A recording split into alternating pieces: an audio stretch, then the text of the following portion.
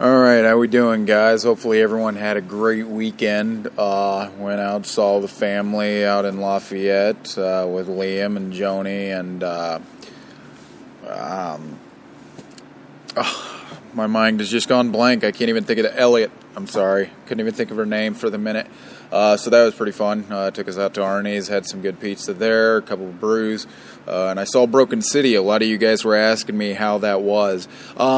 I won't give away any spoilers, obviously, but it is a good movie. It's a little complicated to follow. The previews make you think one thing, but when you go and see the movie, it's kind of a different reason, a different thing, but you'll understand that when you see it. So it's a little complicated to follow at first, but overall it's a pretty good movie. I do recommend going and seeing it, obviously, because it's got two great actors, Mark Wahlberg and Russell Crowe, in it.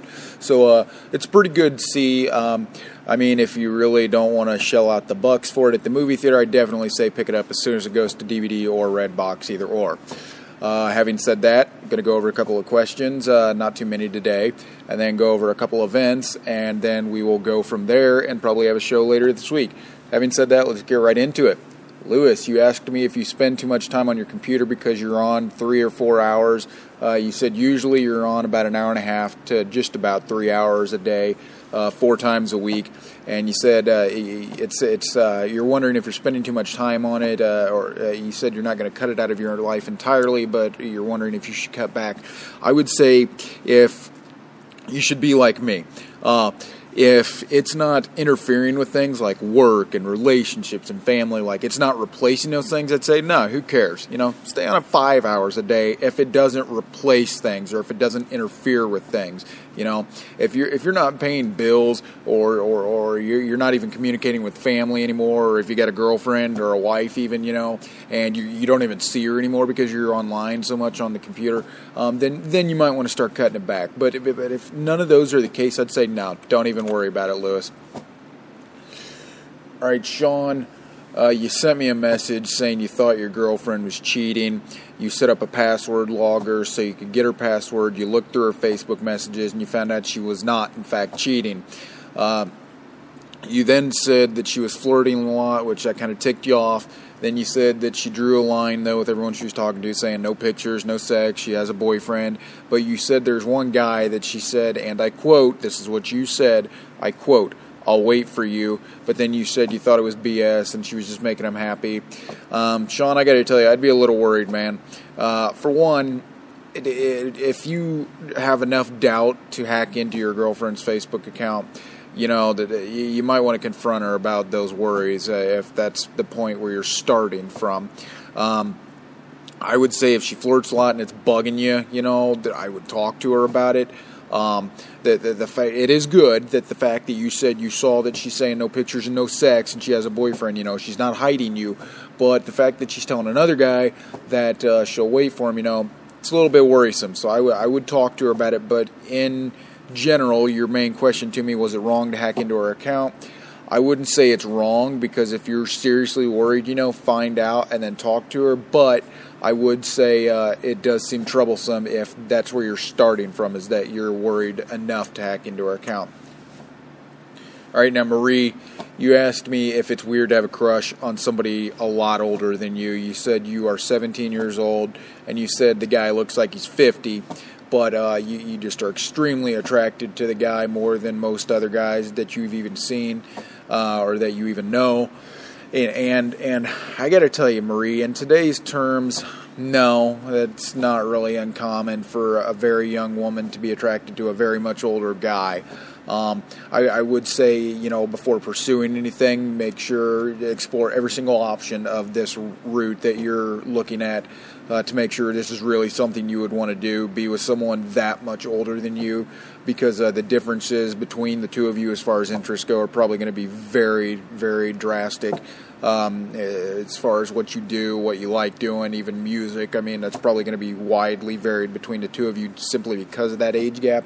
So I would say explore those options, make sure it's what you want to do, and if things are still working out and if things are still meshing fine, even regardless of the interests and whatnot, who cares? Go for it. Obviously, wait till you're 18.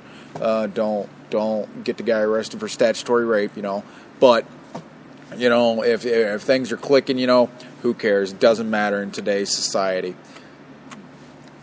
All right, now Keith, you said that. I'm sorry, not Keith. Kitley, I think is how to say that. Kitley, you told me that you're 16, your best friend's 17. You said you don't really see each other anymore, but you got long convos that you always do. You guys say to each other, miss you loads, love you loads, and do little heart emoticons and whatnot. And you're asking if it's weird that, you said she's a great friend and you do love her as a friend and she loves you as a friend, but you want to know if it's weird that you say you love each other and whatnot. No, it's typical. Don't take this the wrong way, but that's the typical woman telling another woman that she loves her, especially when you guys are best friends. You don't really see each other anymore. It's typical. I would not really worry about that at all. So, don't think you're a lesbian or something. It's normal for young females to say stuff like that to each other, especially when they're best friends like that.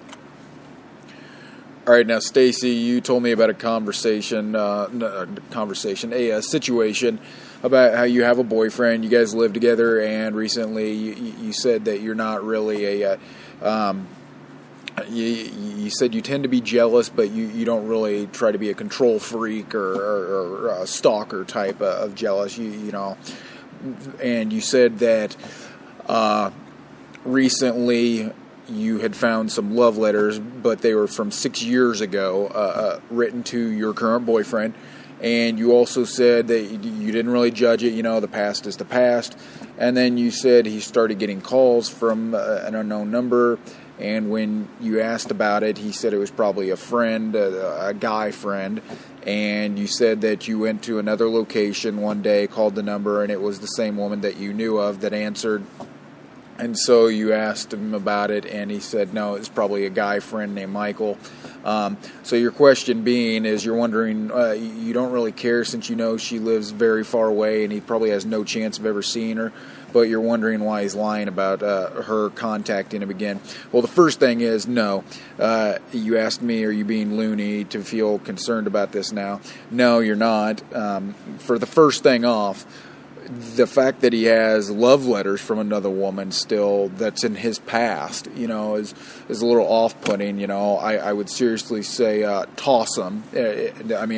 You're not going to see me holding on to any love letters. I don't even think I've ever gotten a love letter from an ex, but if I did, it would be like toilet paper for me, at this point in time.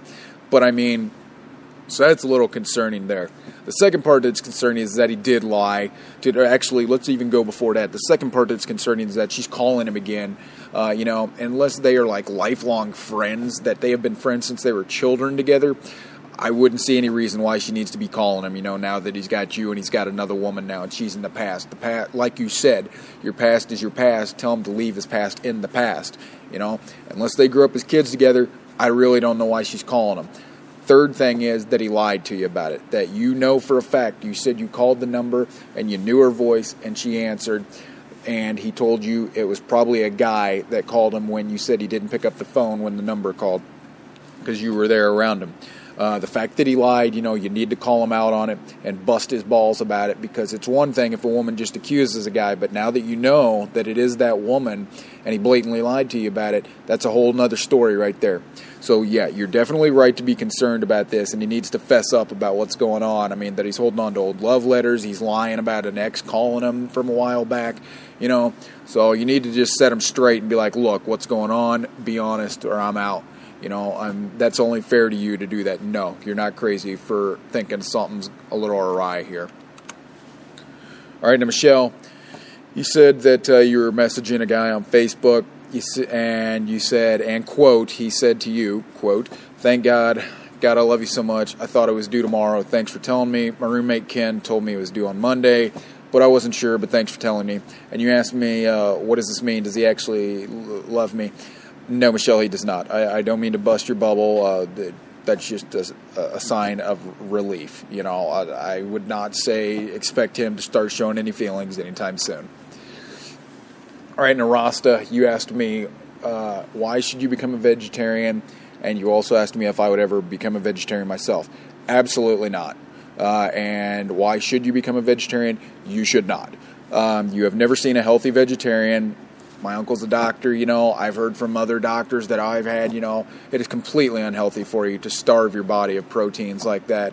Not only that, they just look gaunt and yellow, and just a lot of them look skinny and just palish. I mean, it's just terrible for your body just to do things like that. There are better, healthier ways to eat than just completely robbing your body of its proper nutrients like that. So I think that is a horrid decision to make as far as becoming a vegetarian, and absolutely not. I would never do it. I would shoot myself in the face before I ever became a vegetarian.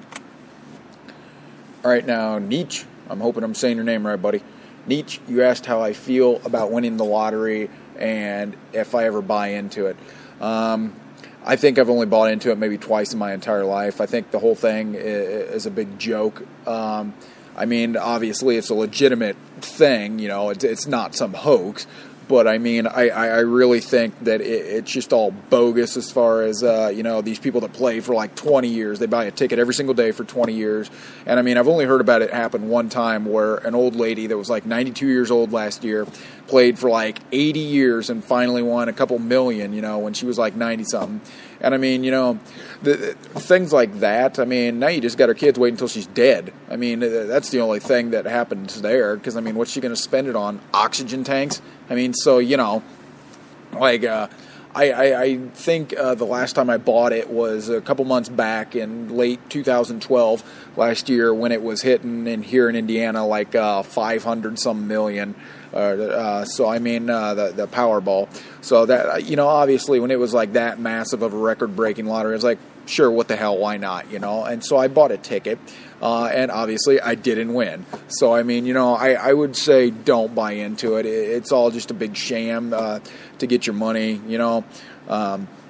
Obviously, your chances of being Superman are probably better than your chances of winning the lottery. So, I mean, if you feel like you got the extra pocket change to throw out every day, you know, and make a tradition of it and never win, go for it. But as far as how I feel about it, I don't even bother with it because I know it's probably just not going to happen ever. All right, now, Callie, you asked me, is it weird that you're 23? And I asked you about this, are you sure it's okay to disclose this? And you said yes, that you've never had any type of sex ever. And so at 23 years old, and you asked me, is that weird? And I would say, no, it's not. I would say I know people that are older than that, and I mean, I've known people that are younger than that. I mean, it goes either way. In today's society, Callie, it really doesn't matter, you know, when you've had sex. I mean, that's so not important now in today's standards. Yeah, there's a lot of young sluts out there nowadays, but I mean, that doesn't really mean anything. It doesn't mean you should be having sex, you know, just to keep up with the numbers. I mean, do it when you're ready. And then on the second part of your question, you said you started being attracted to girls, and you said you're not really attracted to any guys, and you don't really find them that cute. You said you don't find any attraction to guys.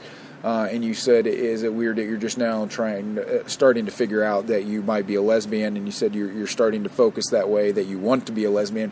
No, it's not. I mean, I can't really tell you, you know, at what age you should figure out what sexuality you like, but I can tell you it probably could happen at any age. I don't think there is a set age when you need to figure out what sex you like. I've heard of people in their 40s that they just changed. They go to the other team. So, you know, I don't think that's weird at all. I think you're right along track. You don't have to worry about it. You know, if you like women, great. You know, more power to you. And I wouldn't say rush anything as far as sex. Who cares, you know?